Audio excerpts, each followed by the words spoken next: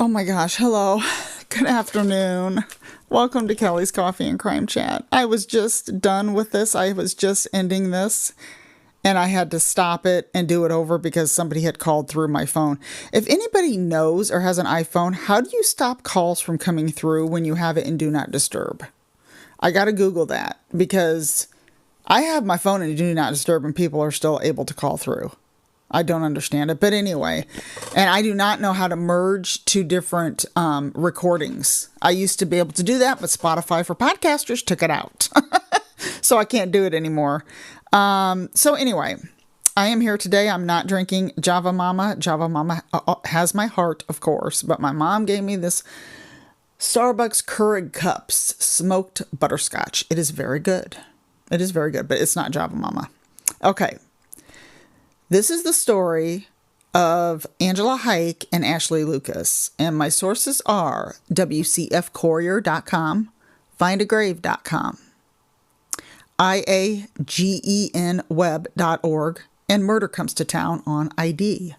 I want to apologize to my Spotify Premium and Patreon subscribers. I'm going to try to get this out early access this week, but I need to apologize because the one I just did yesterday, I accidentally called the one kid Keith Urban. His name is Glenn Urban. I called him Keith a couple times. I am so sorry. I knew I was going to make that mistake. And another thing I did was I said that Isaac called the Dutchers the night of the murder. He didn't call them. He called Simon the night of the murder. When Simon was being interrogated, Isaac called him. And that's why police were questioning, why would Isaac call you that night? And this is the night of the murders. And that's what I have to correct. And I'm thinking about recording that again. And if I do record it again, I'll just replace it. But I just wanted everybody to know that that's what happened. And I'm so sorry. I was off my game yesterday. Okay, this story is about a mother and daughter. It's very sad. Angela Hyke was born New Year's Eve, December 31st, 1975. She graduated Crestwood High School in 1994, and that is in Cresco, Iowa. Not Crisco, but Cresco. I like that name.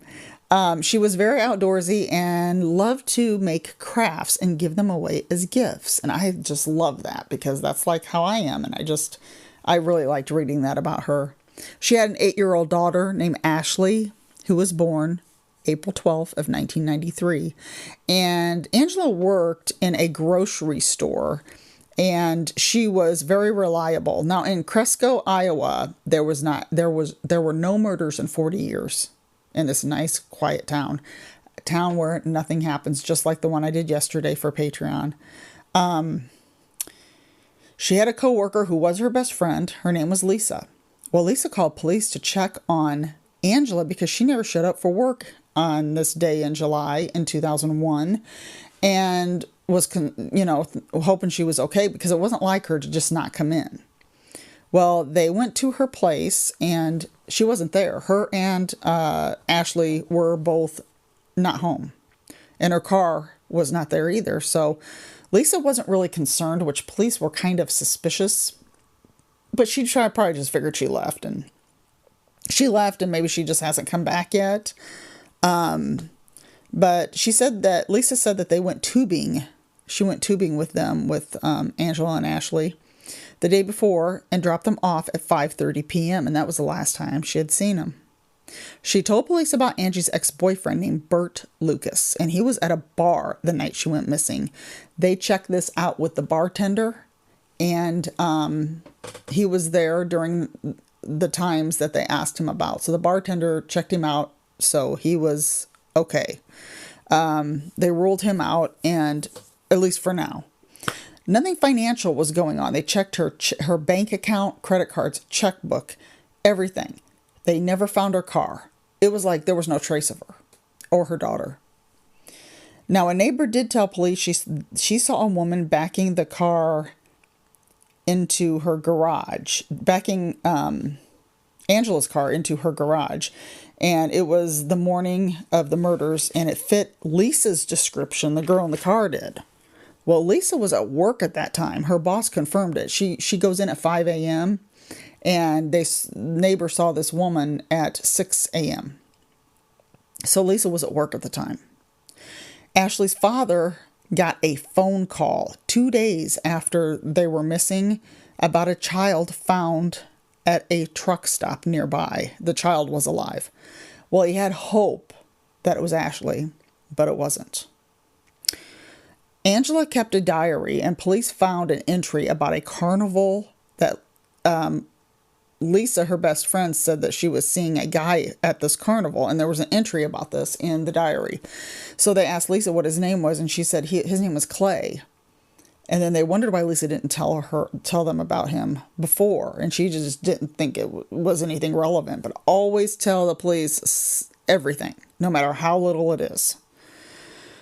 And then they found out that she went to a wedding. Now, this was also in the diary, with an officer, a police officer that was on this case. They went to a wedding together, and he just said it was a date, but he never told the police about it, his other police officers about this. Why he didn't tell them, I don't know. So they had to take him off the case because he didn't tell them about that he had a date with Angela. And so they took him off the case because right there he could be a suspect. Well, when Lisa told the police about this Clay, she called him back rub Clay. Now, they went to they found out where that carnival was supposed to be next because it wasn't there in the town anymore. So they traveled to where it was going to next. And back rub Clay ran the Ferris wheel, at least from what it said, that he ran the Ferris wheel. And they went to find him. So they talked to the other workers at this carnival, and they said, well, Clay left a couple of days before with his wife. His wife's name is Bobby Joe. She's also a carny. So they gave the officer Clay's description and his wife's description of what they look like. They also found where the actual home office is who employs carnival workers. And there was a woman there, and she said, oh, yeah, his name's Clay Toms. Okay, so they had a last name now. And that he ran the tilt-a-whirl. This is what she told them. And then they were wanting to know how they pay him, and they pay him in cash. So they weren't able to find out like if he would cash a check somewhere. And he was 24 years old, and he had a record of burglary, but no violent past that they knew of. And they did say on there that a lot of people who have police records can't get like a stable job, so they will work at a carnival. Traveling carnival, I always thought would be cool. You get to travel, you get to work. I mean, to me, I always thought that would be a really good job to have. But unless it's really hot, in the hot summer. But so,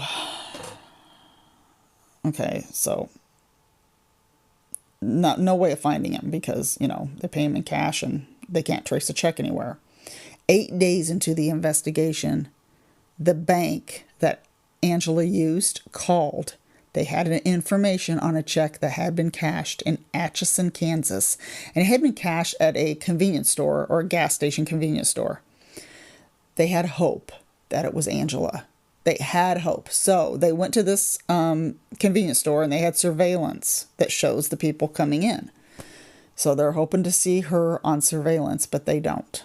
They see a couple, a blonde woman and a man. They were the ones who paid with Angela's check. Sorry, I keep saying that. Angela's check.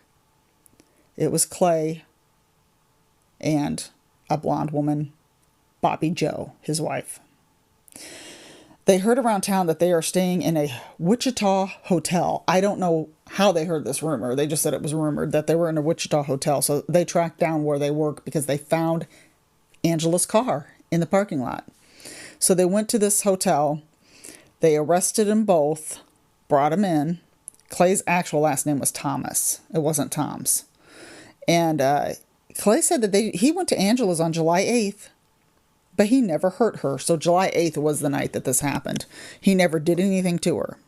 They asked him why was he driving her car then. Then he asked for an attorney. So he asks for an attorney. They are interrogating Bobby Joe in another room. She denies everything. Then she caves in when they said she was seen backing into Angela's garage.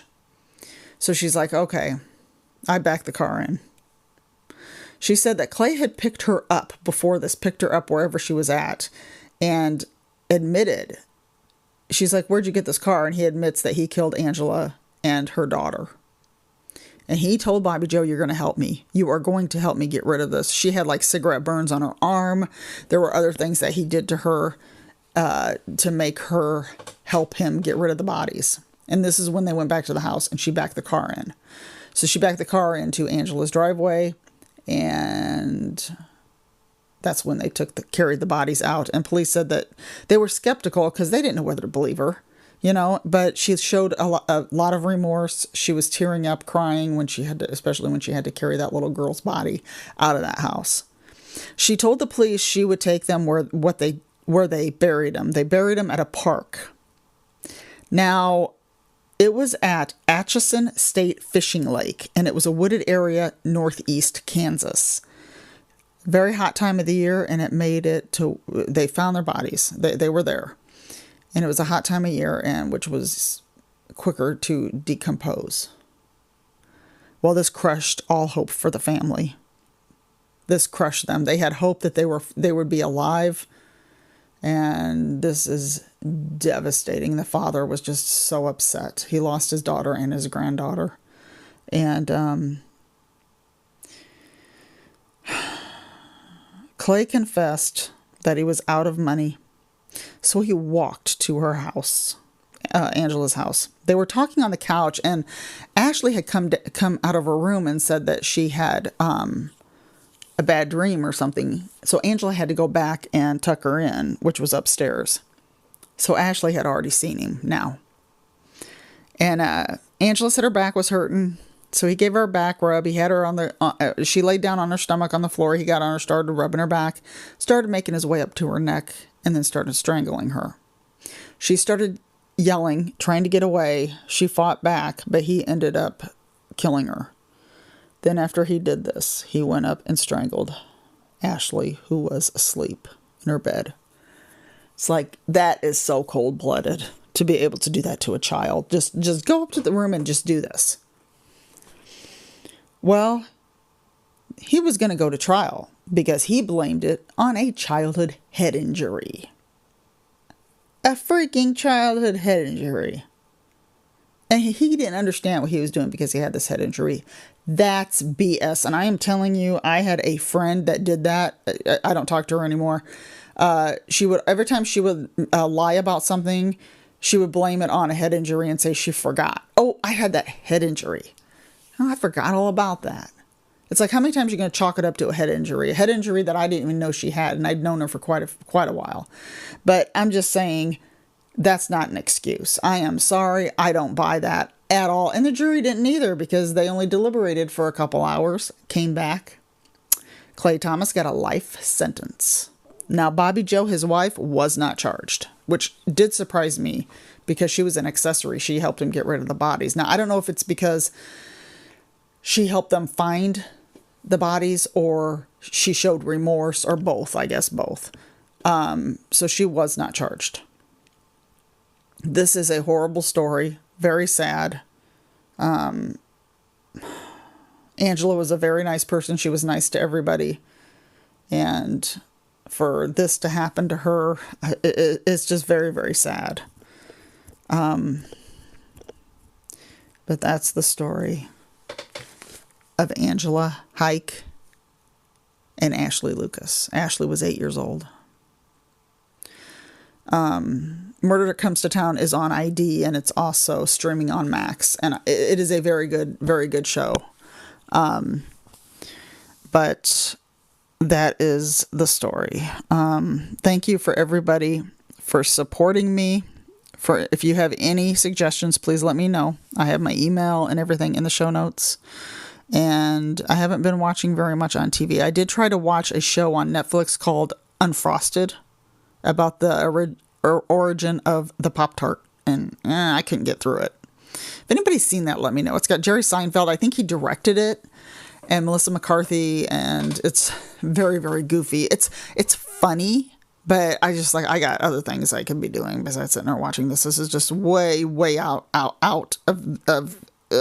of left field. It's just supposed to be a true story, but it's very loosely done. It's nothing like the Michael Keaton movie about McDonald's called, oh my gosh, I was just talking to my mom about this. Ain't that terrible? And he started the franchise. Oh my gosh, I can't believe, I tell you, my mind, and when you get old, this is what happens, and I'm not even that old. But it was the start of McDonald's. It's one word, and I can't think of it. It's on Amazon Prime. It'll come to me. But I also finished watching the Wonderland Massacre on MGM. Very, very good, with the author. I think his name's Michael Connelly, if I'm not mistaken. That was a 4-part series, and that is a case I do want to do for Patreon and Spotify Premium, is the Wonderland Massacre. Other than that, I've been watching the ID show Murders on Elm Street, which is very good. There's 3 episodes now. I think it's 3. Or no, it's 3, because oh gosh, I've seen 3. So yeah, there's 3 of them. I think the new one, that's right, the new one was on last night. And I need to go back and rewatch it because I could not remember who the killer was and why they did what they did. It was a very sad one too. It was very sad. But if anybody has any suggestions, please let me know. Please let me know. If there's any cases that you want me to talk about that has not been heard enough, I would gladly do them. So have a wonderful time, a wonderful week, beginning of August. The best month in the year, in my opinion. I'm so happy that spooky season is here. So exciting. So I love Halloween. I love it. So have a great one, everybody. If you have any suggestions, please send them my way. And I will see you next time.